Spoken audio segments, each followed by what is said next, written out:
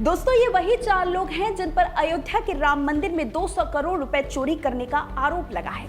ये वही 4 लोग हैं जो अब जांच के दायरे में हैं। ये वही 4 लोग हैं जिनमें से कोई ऑटो चलाता था तो कोई साइकिल, लेकिन अब अचानक से करोड़ों की इमारत खड़ी करने का इन पर आरोप लग रहा है। कौन है ये 4 लोग और अचानक से इतनी ज्यादा संपत्ति के मालिक आखिरकार बने तो बने कैसे?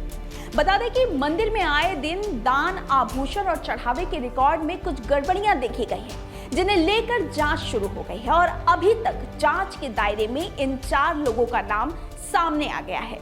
इस वीडियो में राम मंदिर से जुड़े इस घोटाले में कई ऐसी बातें आपको बताएंगे जिसे जानना आपके लिए बेहद जरूरी है। साथ ही इन 4 लोगों के बारे में भी आपको बताएंगे। तो चलिए देर ना करते हुए वीडियो को शुरू करते हैं। दोस्तों, अयोध्या का राम मंदिर, जहां हर दिन लाखों श्रद्धालु आस्था के साथ दान और चढ़ावा अर्पित करते हैं, अब इसी पवित्र व्यवस्था पर गंभीर सवाल उठने लगे हैं। इनमें कुछ ऐसे लोग भी शामिल बताए जा रहे हैं जो मंदिर प्रशासन के करीबी रहे हैं और जिन पर अचानक संपत्ति बढ़ने के भी सवाल उठ रहे हैं। सूत्रों और मीडिया रिपोर्ट्स के अनुसार इस पूरे मामले में सबसे पहले नाम जो आता है वो है राम शंकर यादव उर्फ टीनू यादव। एक समय था जब टीनू यादव अयोध्या की सड़कों पर ऑटो चलाकर अपना जीवन यापन करते थे। स्थानीय लोगों के अनुसार 1992 के बाद वो राम मंदिर ट्रस्ट के महासचिव चंपत राय के संपर्क में आया और उनकी गाड़ी चलाने लगा। धीरे धीरे उसकी पहचान ट्रस्ट और मंदिर प्रशासन से जुड़े लोगों के बीच बढ़ती गई। समय के साथ वह कई प्रभावशाली लोगों के करीबी भी माना जाने लगा और राम मंदिर परिसर में यात्री सुविधा केंद्र से जुड़े कामों में उसकी भूमिका भी बढ़ गई। लेकिन अब वही टीनू यादव एक बड़े विवाद के केंद्र में है। राम मंदिर में चढ़ावे और आभूषणों से जुड़ी कथित खामियों की जांच के दौरान टीनू यादव का नाम सामने आने के बाद जांच एजेंसियों की नजर उसकी संपत्तियों पर भी गई। जांच में सामने आया कि अयोध्या और लखनऊ में उसकी लगभग 50 करोड़ रुपए की चल अचल संपत्तियां होने के दावे भी किए गए हैं। उसका पुश्तैनी मकान राम मंदिर से करीब 1.5 किलोमीटर दूर स्वर्ग द्वार इलाके में बताया जा रहा है, जहां वर्तमान में उसका भाई रहता है। 13 जून को ट्रस्ट और मंदिर सुरक्षा से जुड़े 6 लोगों की एक टीम उसके घर पहुंची थी। रिपोर्ट के अनुसार टीम ने वहां तलाशी ली और सोना बरामद होने की बात कही थी। बताया गया है कि बरामद किए गए सोना टीम अपने साथ लेकर गई है। इसके बाद मामले ने और अधिक तूल पकड़ लिया है।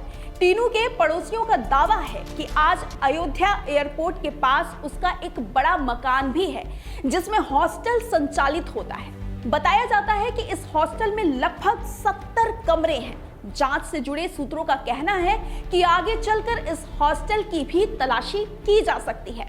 फिलहाल टीनू यादव राम मंदिर परिसर स्थित PCF यात्री सुविधा केंद्र में मौजूद हैं, जहां उनसे लगातार पूछताछ की जा रही है। इस घोटाले में दूसरे नंबर पर नाम आता है KD तिवारी का, जिनका पूरा नाम कृष्णदेव तिवारी है। राम मंदिर में एक ऐसी जिम्मेदारी संभालते थे जो सीधे श्रद्धालुओं की आस्था से जुड़ी हुई थी।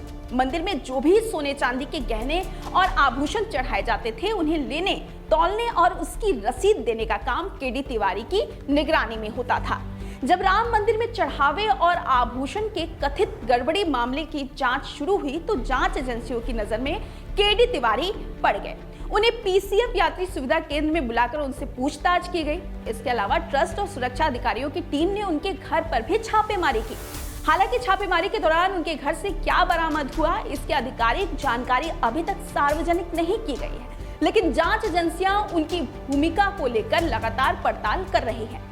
रिपोर्ट के मुताबिक KD तिवारी ने करीब 1.5 करोड़ रुपए की जमीन खरीदी है। ये जमीन भी जांच के दायरे में बताई जा रही है। इसी वजह से उनकी संपत्तियों और आय के स्रोतों की भी जांच की जा रही है। पूछताछ के दौरान KD तिवारी ने अपना पक्ष रखते हुए कहा कि उनकी जिम्मेदारी केवल श्रद्धालुओं द्वारा चढ़ाए गए सोने चांदी के गहनों को तौलना और रसीद देना होता है और फिर उन गहनों को ट्रस्ट के जिम्मेदार अधिकारियों तक सुरक्षित पहुंचाया जाता था। उनका कहना है कि इसके बाद उन गहनों के साथ क्या प्रक्रिया अपनाई जाती थी, इसके बारे में उन्हें कोई भी जानकारी नहीं है। तीसरे नंबर पर नाम आता है लवकुश मिश्रा का। लवकुश मिश्रा कोई बड़ा अधिकारी नहीं था, लेकिन उसकी जिम्मेदारी बेहद महत्वपूर्ण मानी जाती थी। मंदिर में श्रद्धालुओं द्वारा दान की गई नकदी की गिनती और उससे जुड़े रिकॉर्ड को संभालने वाली व्यवस्था में उसका नाम शामिल बताया जाता है। यही वजह है कि जब चढ़ावे के हिसाब किताब पर सवाल उठने लगे तो जांच एजेंसियां ने सबसे पहले उन लोगों की भूमिका खंगालनी शुरू की जो सीधे नकदी गिनती की प्रक्रिया से जुड़े थे। जांच के दौरान लवकुश मिश्रा के घर पर भी छापेमारी की गई थी। मीडिया रिपोर्ट्स में दावा किया गया कि वहां से करीब 10 लाख रुपए नगद बरामद किए गए। इसके बाद उसका नाम पूरे मामले में और अधिक चर्चा में आ गया। हालांकि उसके परिवार और करीबी लोगों का कहना है कि ये पैसा उसकी निजी कमाई और पारिवारिक बचत का हिस्सा था। उसका मंदिर के चढ़ावे से कोई भी संबंध नहीं है। लवकुश मिश्रा अयोध्या जिले के रौदौली क्षेत्र के मीनापुर ठकुरन फगौली गांव का रहने वाला है। वह एक साधारण परिवार से आता है। परिवार के कुछ लोगों के अनुसार कुछ समय पहले तक उसकी जिंदगी सामान्य थी और वो कार मैकेनिक का काम किया करता था। बताया जाता है कि करीब 4 से 5 महीने पहले उसे राम मंदिर परिसर में नौकरी मिली थी। नौकरी मिलने के बाद उसकी आर्थिक स्थिति में तेजी से बदलाव दिखाई देने लगा। गांव के लोगों का कहना है कि पहले जहां उसकी आय सीमित थी, वहीं बाद में उसके खर्च करने का तरीका भी बदल गया था।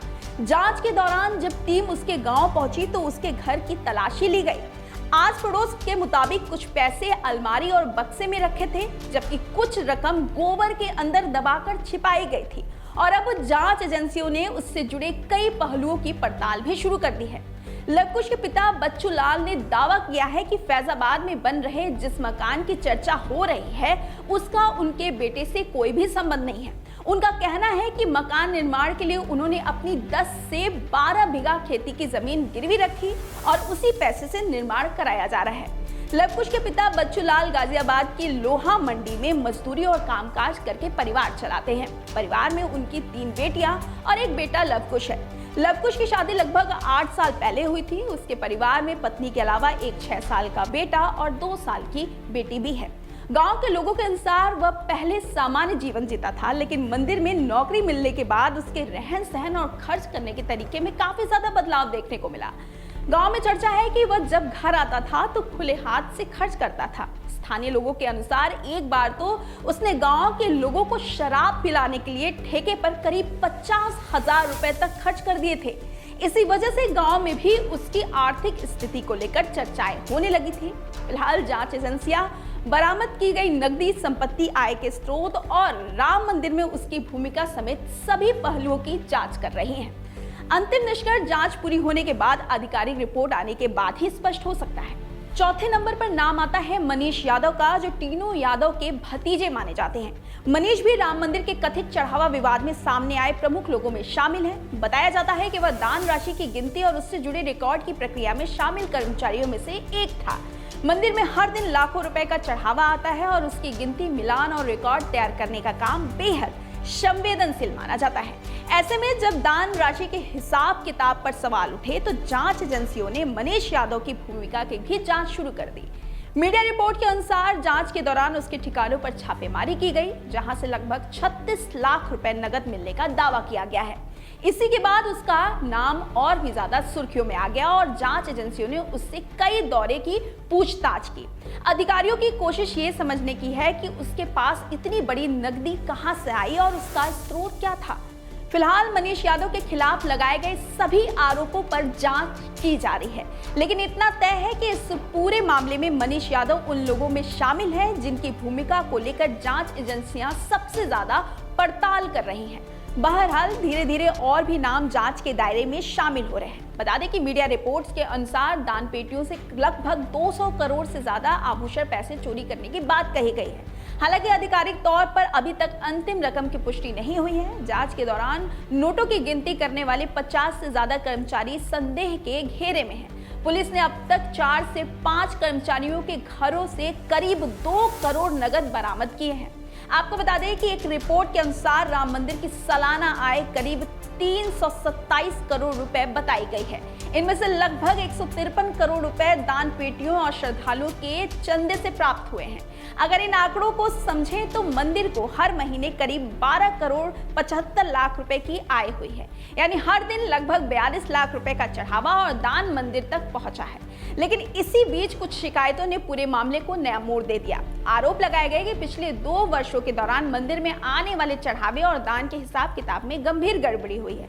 बीते दिनों शिकायतकर्ताओं ने ये दावा किया कि करीब 200 करोड़ रुपए तक की राशि गायब की गई है। अगर इस दावे को औसत के तौर पर देखा जाए तो ये रकम प्रतिदिन लगभग 27 लाख रुपए बैठती है।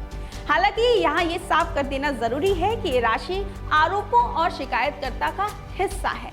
अभी तक किसी अदालत या आधिकारिक जांच रिपोर्ट ने इन आरोपों को अंतिम रूप से साबित नहीं किया है, लेकिन आरोप इतने गंभीर थे कि मामले की जांच के लिए स्पेशल इन्वेस्टिगेशन टीम का गठन किया गया। अब जांच एजेंसियां मंदिर के चढ़ावे, दान पेटियों से निकाली गई रकम, बैंक खातों, आभूषण के रिकॉर्ड और संबंधित कर्मचारियों की भूमिका की बारीकियों से जांच कर रही है। सूत्रों के मुताबिक कई लोगों से पूछताछ की जा चुकी है। कुछ स्थानों पर तलाशी की कार्रवाई भी जारी है। जांच एजेंसियां ये पता लगाने की कोशिश कर रही हैं कि रिकॉर्ड में दर्ज रकम और वास्तविक जमा राशि में कोई अंतर तो नहीं है। सबसे बड़ा सवाल यही है कि अगर गड़बड़ी हुई है तो आखिर इसके लिए जिम्मेदार कौन है। अभी और नाम भी आना बाकी है। अभी तो ये शुरुआत है, क्योंकि जिस तरीके से इस मुद्दे को लेकर सियासत गरमा रही है, विपक्ष लगातार सरकार को घेर रहा है, उससे ये साफ नजर आ रहा है कि मामला अब थमने वाला नहीं है जब तक दोषियों को सजा न मिल जाए। खैर, आपका इस विषय पर क्या कहना, आप मुझे कमेंट कर जरूर बताइएगा। वीडियो अच्छी लगी हो तो लाइक और शेयर भी जरूर कर दीजिएगा। अपना ख्याल रखिएगा। बहुत बहुत धन्यवाद।